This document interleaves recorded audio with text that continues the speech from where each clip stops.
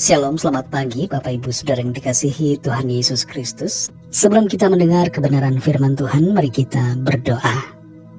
Bapa kami yang di sorga, Bapa dalam nama Tuhan Yesus Kristus, terima kasih kami mengucap syukur untuk segala berkat kemurahan-Mu. Tuhan sudah menolong kami sampai pada saat ini. Kuasa dan kekuatan-Mu yang telah memampukan kami. Saat ini kami mau mendengarkan sabda firman-Mu. Urapilah kami Roh Kudus supaya kami mengerti dan mentaati akan setiap kehendak-Mu. Dalam nama Tuhan Yesus kami berdoa. Haleluya. Amin. Dalam kitab Amos pasal yang ketiga ayat yang ketiga tertulis, berjalankah dua orang bersama-sama jika mereka belum berjanji? Saudara yang dikasih Tuhan, ada sebuah penelitian yang dilakukan di University of Pennsylvania. Mereka memindai otak pria dan otak wanita. Dan mereka menemukan bahwa otak pria itu umumnya memiliki koneksi saraf yang kuat antara bagian depan dan belakang.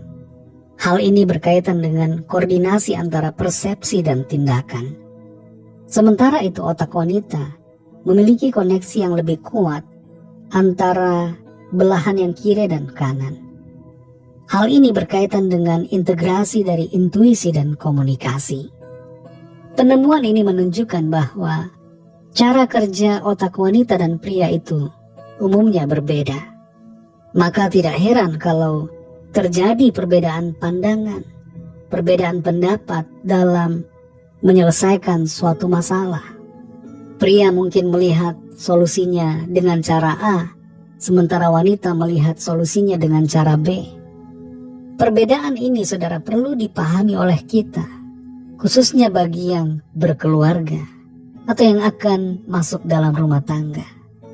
Pria dan wanita itu diciptakan berbeda, tidak sama persis. Tuhan mengizinkan perbedaan itu ada untuk saling melengkapi.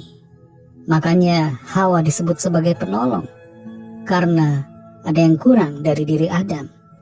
Pria tidak boleh merasa lebih hebat dari wanita, karena Tuhan memberikan predikat kepada wanita sebagai seorang penolong. Tapi sebagai seorang penolong, wanita juga tidak boleh merasa lebih hebat. Jangan sampai fungsi sebagai penolong itu justru beralih menjadi perongrong. Kita perhatikan dalam Amos 3 ayat 3 ini. Berjalankah dua orang bersama-sama jika mereka belum berjanji? Dalam kata lain, berjanji di sini adalah bersepakat. Dua orang akan berjalan bersama-sama kalau sudah sepakat, kalau sudah berjanji. Sepakat bukan berarti harus sama. Pria dan wanita tidak perlu harus menjadi identik untuk bisa berjalan bersama-sama. Melangkah bersama dalam kehidupan rumah tangga tidak perlu jadi sama. Orang kembar saja ada bedanya, saudara. Bagaimana bisa suami dan istri menuntut harus sama? Tidak bisa. Yang diperlukan bukan kesamaan identik, tapi kesepakatan dalam perbedaan. Ada suami yang kalau menaruh botol minuman di kulkas, posisinya botolnya berdiri. Tapi istri, posisi botolnya tidur.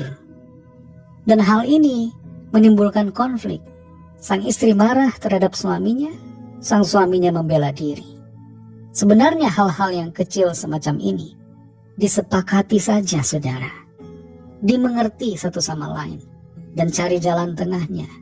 Bagaimana kesepakatan bersama?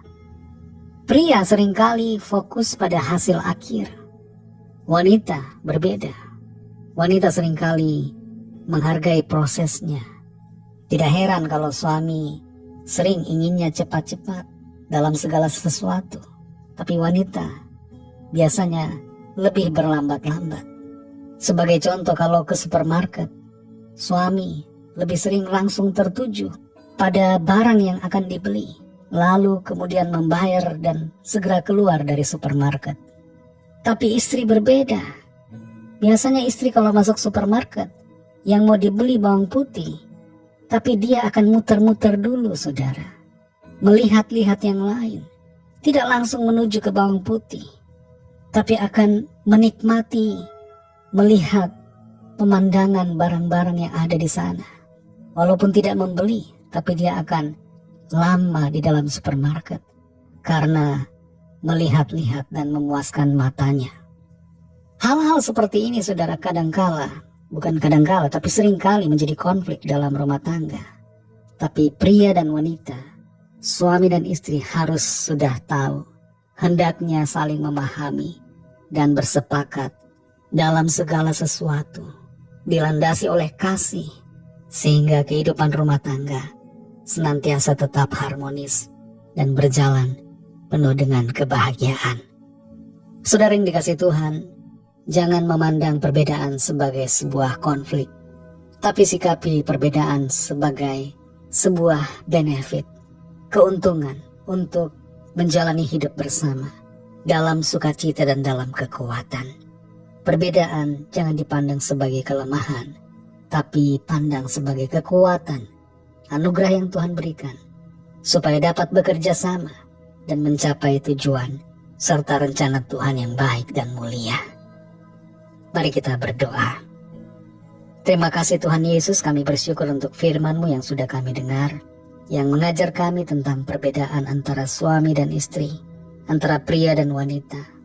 Tolong kami supaya kami dapat menghadapi dan menyikapi perbedaan dengan baik dan bersepakat untuk melangkah bersama dalam kasih, dalam pengertian, saling bekerja sama untuk mencapai tujuan yang mulia. Berkatilah setiap keluarga anak-anak-Mu Tuhan, supaya selalu ada sukacita, kebahagiaan dalam kehidupan rumah tangga. Dan berkat-Mu Tuhan senantiasa Tuhan curahkan, baik jasmani dan juga berkat-berkat rohani. Dalam nama Tuhan Yesus Kristus kami sudah berdoa dan mengucap syukur. Haleluya. Amin.